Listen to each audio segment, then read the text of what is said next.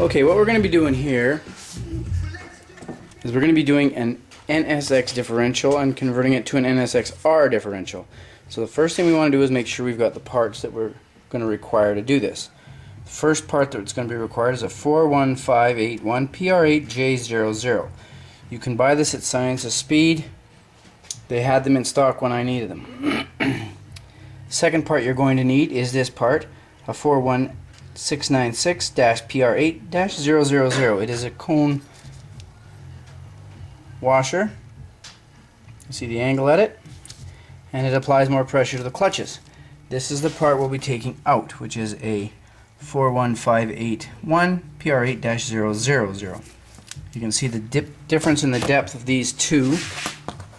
As you can see, this is fairly shallow here, where this one here is fairly deep. If you put that side by side, you should be able to see it even with this camera.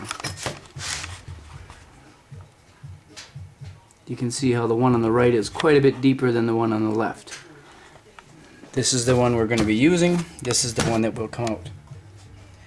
So now that we've got all of our parts, we have to take apart the differential. It's all unbolted, as you can see. I'll lift the top off. As you can see, inside are all the clutches. We're just going to leave this all as one. This is the piece we're going to be changing, so you don't have to touch any of your clutches. You can inspect them all if you want to make sure that all the clutches and all the discs are good. But there's no need to for this particular video. Inside here is where we're going to do the work. So we're going to take the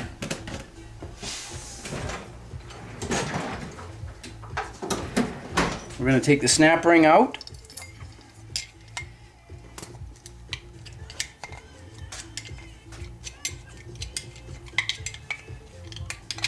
Once we get the snap ring out, we'll do the conversion. We have the snap rings out. We take the old part out. This is the cone washer that has to be added to. This is the spacer that comes out. We take the spacer out. We add the new. So now we're putting it back together. We put the spacer in, the two cone washers, the new part, which is a 41581 PR8-J00. It's one that's deeper right here. So we put that in, put the new snap ring in, or the old snap ring back in.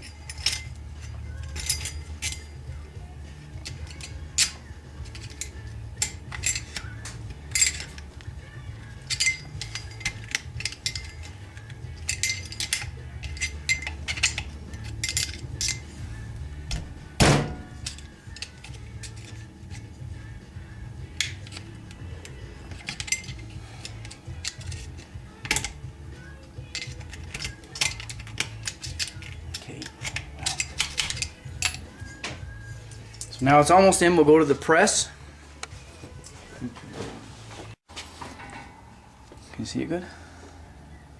Yes. And now we'll put it in the press. We've got it mounted there. We'll put a bit of a spacer in there.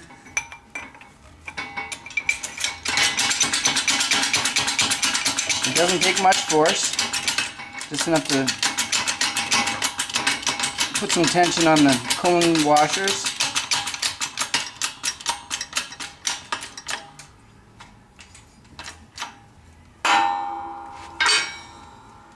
And then it should just snap right in.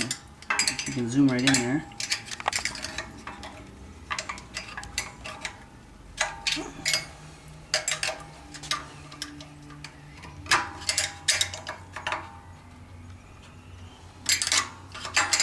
A little bit more.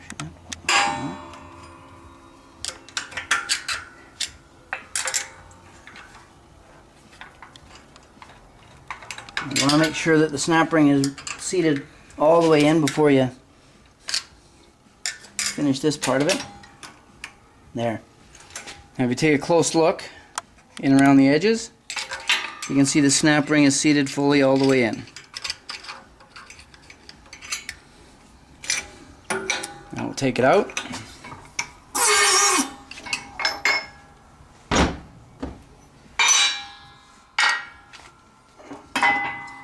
There's our new part installed. Now because the engine or the transmission is lubricated, we want to make sure we get some oil on this new part.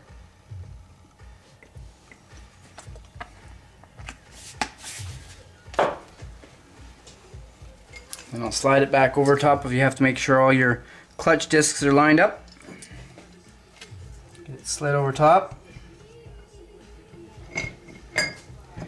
until it drops right down on place.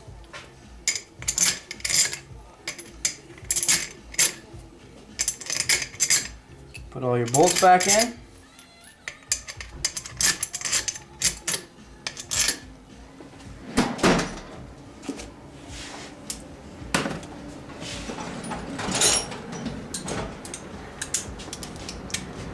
Now we'll tighten them all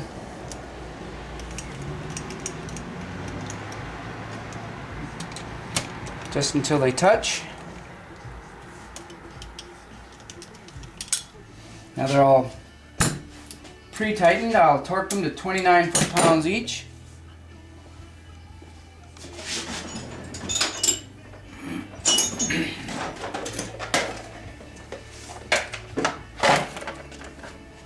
With a little digital torque wrench.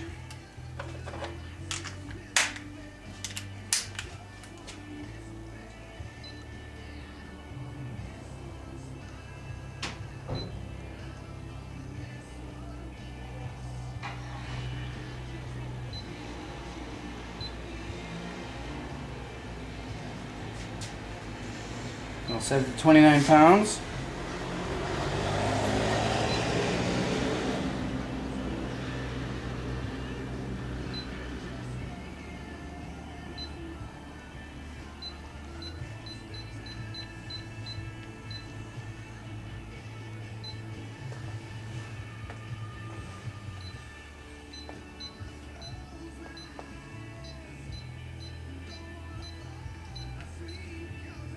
Set at 29.5 pounds.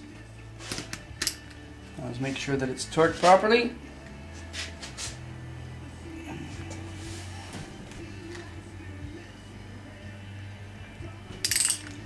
As you can see, I'll show you on the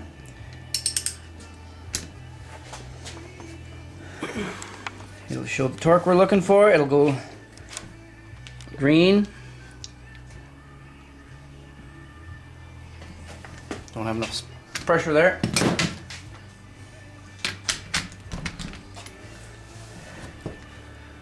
You can see it'll go green.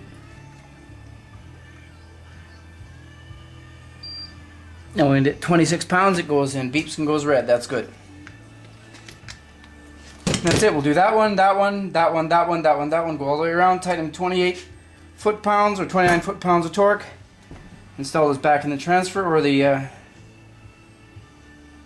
transaxle, and then we have an nsx-r limited slip differential that should have about 120 pounds of breakaway force when the two axles try to spin in opposite directions.